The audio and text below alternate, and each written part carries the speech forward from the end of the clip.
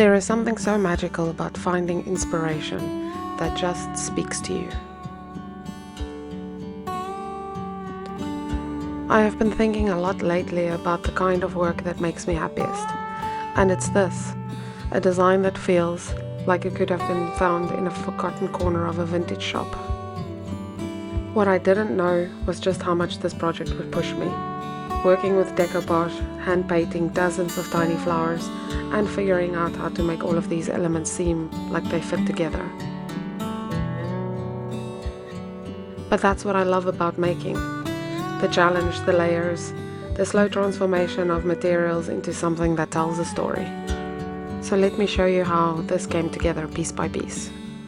I started with 3 different backgrounds using vintage style papers. I wanted each one to feel like pages from old letters or journals. I wasn't 100% sure of what I wanted the background to look like. That's why I made 3 so that I can see which one fits better into the style I was looking for. Choosing the papers is almost meditative. I'm looking for colors that work with the sage green and dusty pink palettes I'm fond of recently, but also textures and patterns that create visual interest without overwhelming the design.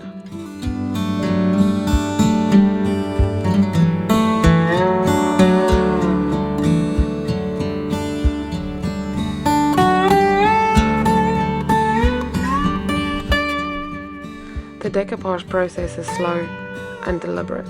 Each piece of the paper needs to be smoothed down, edges sealed, and the layers build up gradually.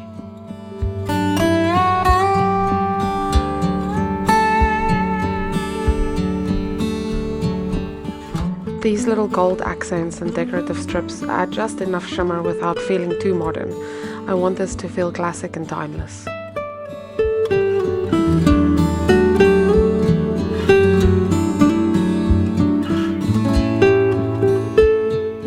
I love how the papers start to blend together, creating this vintage collected feeling, like something that has been treasured for years. These flowers, they're actually temporary tattoos. I know that sounds unconventional, but they have this lovely translucent quality when they're applied, almost like vintage botanical illustrations.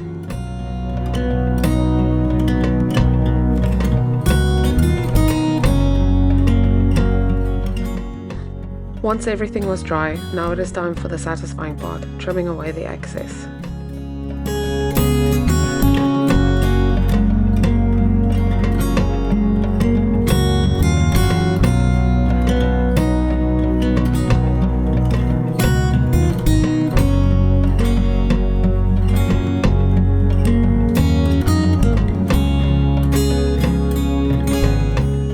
There is something really satisfying about revealing all those clean-cut edges after all the layered chaos.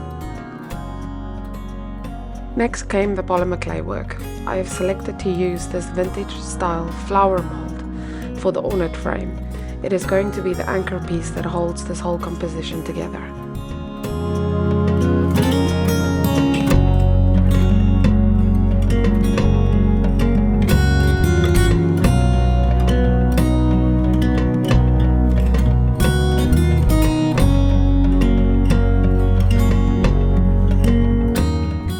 The key to getting good detail from a mold is really working the clay into all those little crevices. I use a palette knife to press it in, and then corn flour at the back to prevent it from sticking to my tools.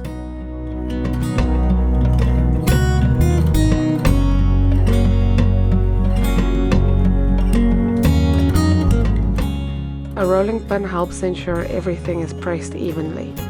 You want the clay to capture every bit of that intricate detail.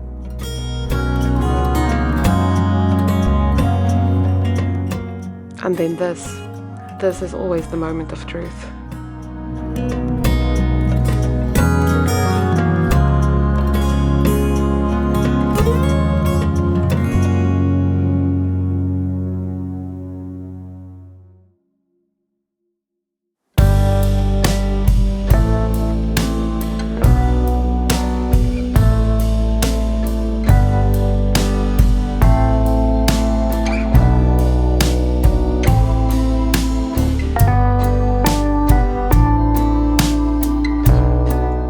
Perfect.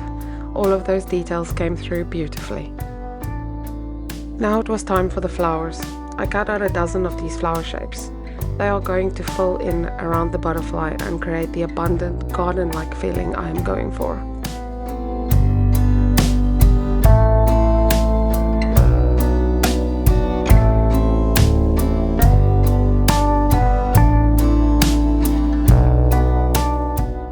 Each flower gets pressed with a press mold to add texture and dimension.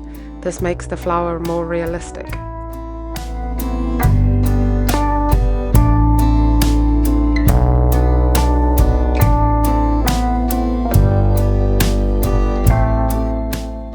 And then the repetitive part, continuing to press and cut and press and cut, building up a collection of all the elements needed.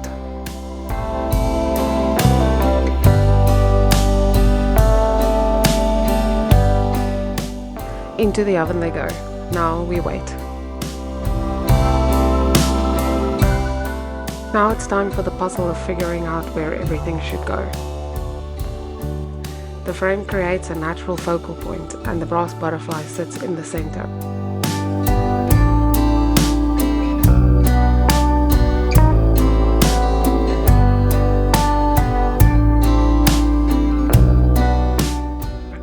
But the real magic happens with how the flowers flow around them.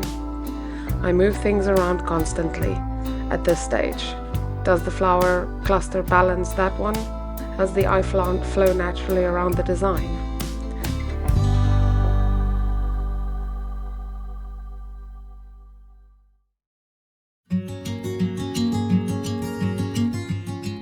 This feels right. Now I just need to commit and start painting. Spoiler, it changes a lot. The frame gets a base coat in 3 colors. Dusty pink for the flowers, sage green for the leaves, and bronze for the rest of the frame. I'm not trying to be too precious or perfect here. I want it to look hand-painted and vintage with variations in color.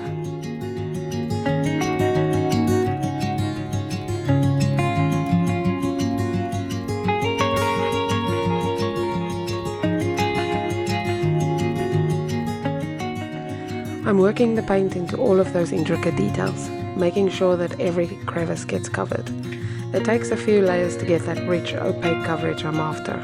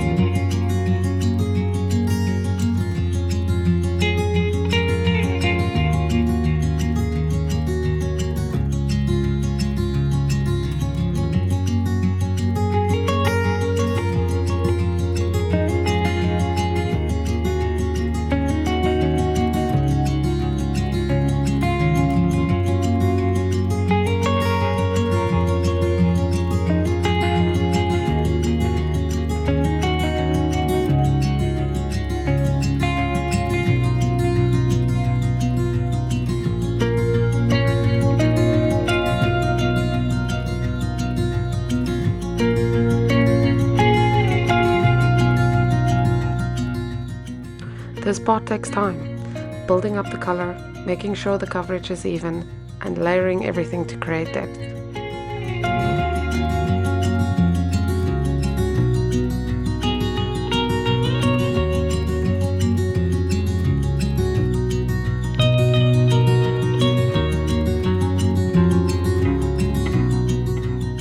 Look at how those colors play off each other. The bronze really make the ornate details of the frame pop. Now for the fiddly parts, painting the tiny details. Each flower center gets a little dot of yellow and then adding shading around it to create dimension. These little touches make such a difference. Without them, the flowers would look flat. With them, they come alive.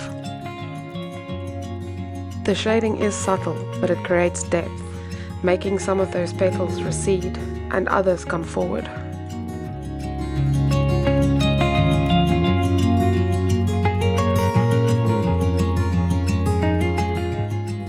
And then the flowers. So many flowers.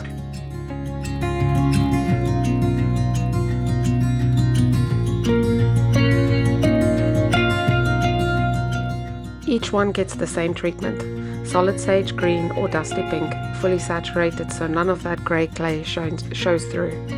This is my signature palette and I want it bold and consistent.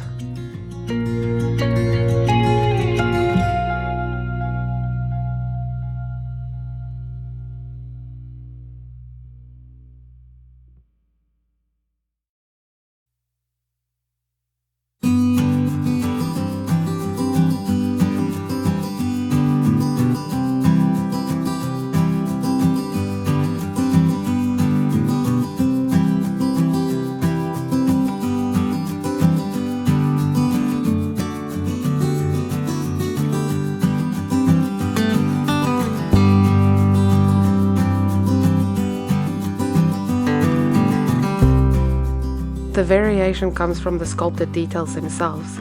The ridges and the petals catch the light differently, creating a natural depth without needing different paint colors.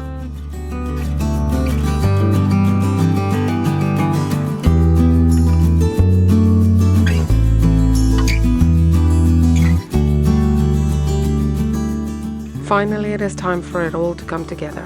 I'm using E6000 glue because it creates a strong and flexible bond, perfect for a journal cover that will be opened and closed and used daily.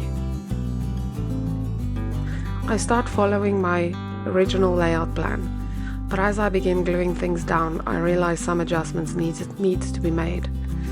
That's the thing about working with physical elements.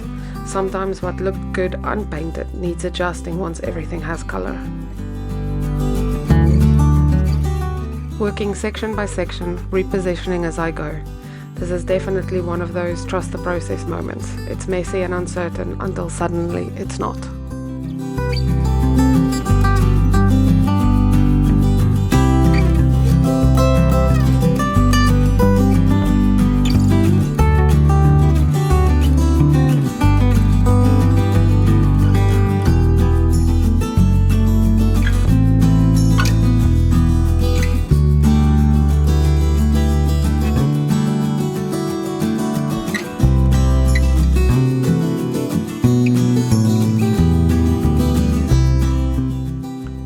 Here she is. Every time I finish a piece like this, I'm amazed by how these separate elements, the papers, the clay, the paint, the brass butterfly, somehow comes together to feel like what they always meant to be. The vintage papers peek through between the flowers, the brass butterfly catches the light, and the hand-painted details adds warmth and personality. This was one of those projects that challenged me, learning to work with decoupage, painting tiny details for hours, trusting my composition instincts, but it was exactly the kind of challenge I needed. If you made it this far, thank you for spending your time with me in this creative process. I'd love to know what you would add. More flowers? Different colors? Let me know in the comments.